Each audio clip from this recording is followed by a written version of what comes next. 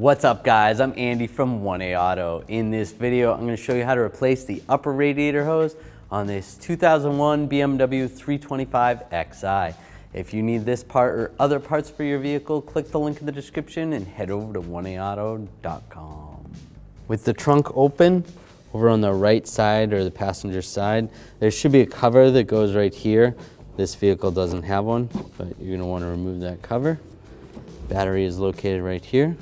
First thing I'm going to do is take a 10mm socket and a ratchet, loosen up this nut for the negative terminal, and that's loose. Slide off the cable, slide it out of the way. I'm going to take these push pins out right here. Just going to use some side cutters, get this center pin, pull that up, and then slide it out.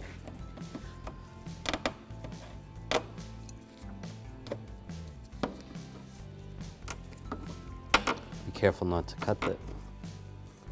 Get those out. Just grab this piece, slide it out. We're going to disconnect this connector right here. Just push down on that, slide that out. There's another connector right here. I'm going to slide the wiring out first, just like that, and then the connector will come out. Just slide that to the side, like that. I'm going to take a T25 and a ratchet, take this screw out right here.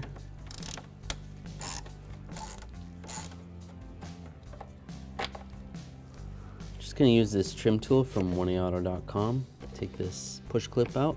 Get in there, pull that out. All right, now that is loose. But what we need to do is we need to take the fan off, because the fan has to come out with the shroud as one. What we need to do to take the fan off is we need to disconnect the fan clutch from the engine side. This is attached to one of the pulleys right there. So sometimes these are somewhat difficult to get off, so what we're going to do is use this tool. We actually sell this at 1aauto.com with many different sizes. This happens to be the 32mm. That's going to slide on there, and then we slide this on, and with a pneumatic air hammer, we're going to give it a couple bumps, and it's going to loosen up that nut, and we should be able to get it off. All right, so now I'm going to take the tool. Now this fan clutch happens to be on their reverse thread, so it's going to seem like you're tightening it, but you're actually loosening it. So we'll go like that. Put our air hammer on there. Make sure you wear hearing protection and eye protection.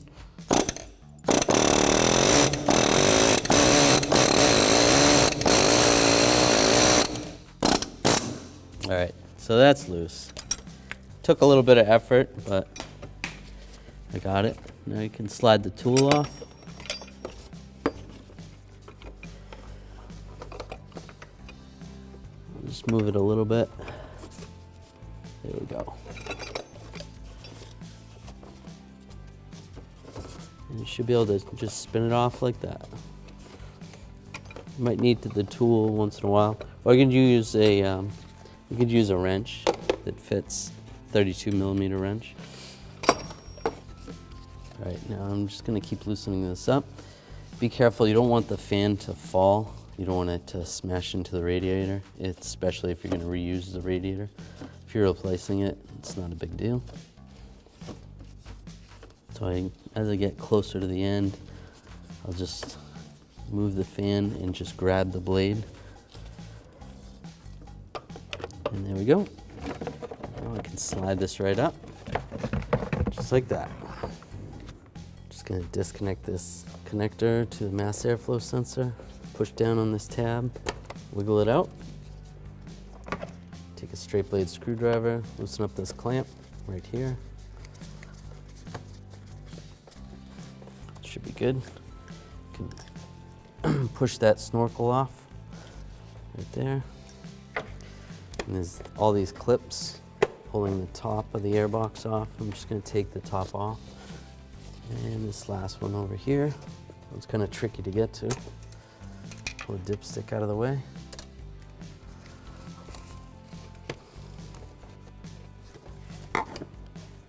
grab the air box, pull the air filter out. I'm going to take these two bolts out and use a 10mm socket extension and an electric ratchet. You can use a regular ratchet if you don't have an electric one or an air-powered one. Loosen them up, take them out. Now we just grab the air box, slide it up. This wire is on this little grommet right here. Just try to slide that out. Just try to slide this off. All right, take that off. You can just slide this out of the way. I'm gonna pull this fill cap off before we drain the coolant. Make sure the engine is cold. You don't wanna take this off while the engine's hot or you're gonna get splashed in the face with coolant. Pull that off. And now we can raise the vehicle and drain the coolant. Underneath the vehicle, there may be a cover right here. You're gonna have to remove it. There should be some fasteners there, and there, and there.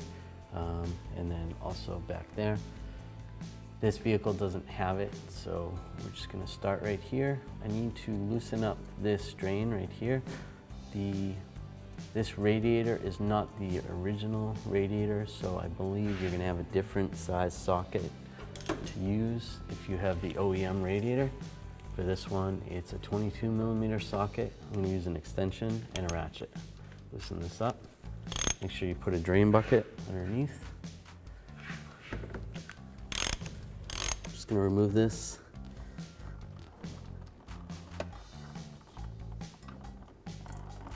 And there we go. And that coolant looks nasty. To help the coolant drain out a little faster, I'm gonna open this bleeder screw right here. Just use a straight blade screwdriver. Loosen this up.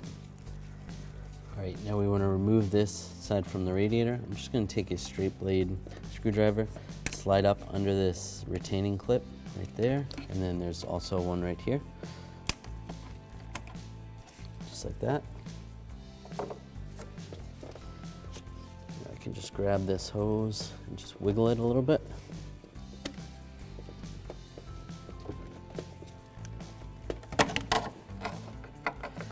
All right, pry that off. That's good. Now I'll take the screwdriver, just take this hose off completely, and slide the clip out. Just wiggle this back and forth, pull it up. Here's the old part. Here's the new upper radiator hose from 1AAuto.com. Has the same fittings, the same spring clip retainer. It's the same shape, has the same breather to bleed the system. Get yours at 1AAuto.com and you can do it yourself.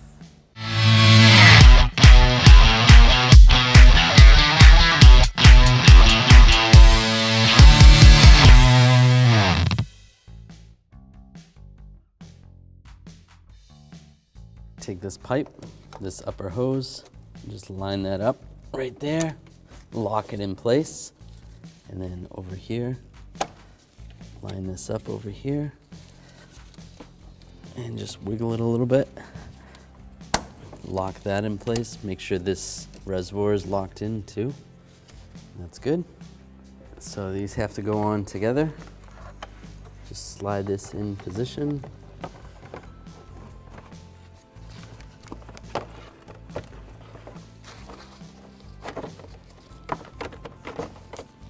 Once you get this close, I'm going to start to tighten up the fan.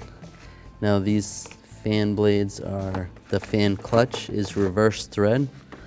So it's almost like you're going to be loosening it.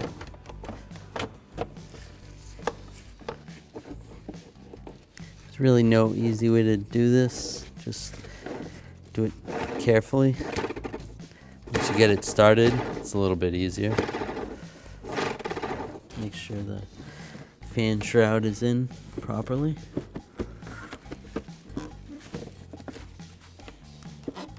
That's good. All right, if you have the ability to torque this nut for the fan, you're gonna torque that between 22 and 29 foot-pounds. I don't really have that ability, so I'm just gonna put this tool on there and just give it a little tap. That should be good. Right here, there's a push pin. It's gonna go back in here. Slide that in position. And lock it down. And on this side, we're gonna put this screw right here. Then I'm gonna use a T25 and a electric ratchet. Tighten this down. Just snug. I'll position this wiring harness right here. And we'll plug the connector in right here.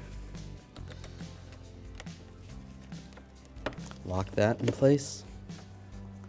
Now we're just gonna slide this side of the lower airbox in here. Yours may have something that this connects to. This vehicle doesn't. Just slides in position. And then this lower part slides there. And make sure these holes are lined up. Take these 2 bolts. Get these started. Take a 10mm socket and a ratchet and tighten these down. I'm using an electric ratchet. If you don't have an electric ratchet, just use a manual one. Take the air filter, reinstall it. I'll take the top part of the airbox. I'm gonna slide it onto the snorkel first.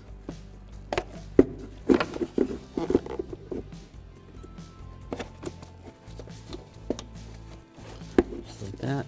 And then there's all these clips. Take these clips, lock this part down, connect the mass airflow sensor or airflow meter. I'm gonna slide this clamp right here, take a straight blade screwdriver and tighten it down. Just snug, not too tight. Give it a shake, make sure it's good. Take this piece, slide this into the airbox, just like that. And there's retainers right here. Take those push pins, and lock them down.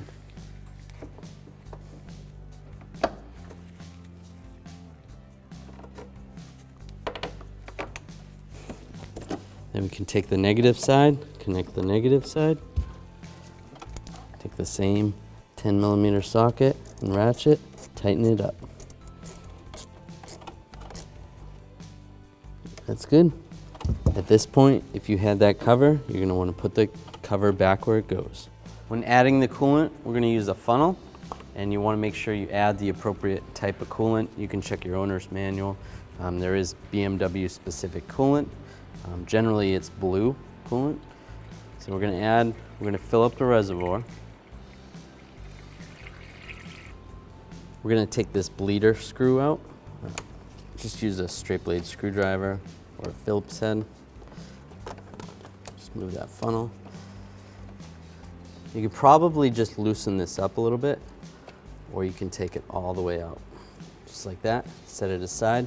You wanna fill this all the way up to the top and have coolant come bubbling out of the bleeder hole. Once it's coming out of there, we're gonna reinstall the bleeder screw. It is plastic, so be careful, you don't wanna strip this. Get this started again. Then close that bleeder screw.